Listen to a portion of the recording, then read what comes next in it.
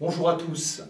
Nous sommes aujourd'hui victimes, tous, en France et dans le monde, victimes de cette disparition de notre chère Notre-Dame de Paris.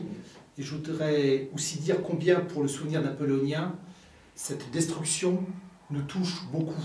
Pour nous, napoléoniens, Notre-Dame de Paris, c'est le lieu du sacre du 2 décembre 1804, mais aussi le lieu de nombreux événements autour de l'Empire. Je citerai deux exemples. Le mariage de l'empereur Napoléon III avec l'impératrice Eugénie. Je citerai aussi le baptême du prince impérial. Donc pour nous, Notre-Dame de Paris est un lieu qui nous dépasse et qui nous touche beaucoup dans la mesure où Notre-Dame de Paris avait été restaurée, certes par Viollet-le-Duc, mais c'est pareil, c'est comme Haussmann. On oublie qu'il y avait un chef de l'État à l'époque. Ce chef de l'État s'appelait l'empereur Napoléon III. On ne l'a pas beaucoup nommé, on ne l'a pas beaucoup cité. Et pourtant, c'est sous l'impulsion de l'empereur Napoléon III que cette superbe cathédrale Notre-Dame de Paris a été restaurée. Et ce qu'on souhaitait apparemment restaurer, c'était justement cette restauration que l'empereur Napoléon III avait donc initiée après l'abandon de cette formidable cathédrale lors de la Révolution française, qui n'avait rien fait pour la maintenir en état.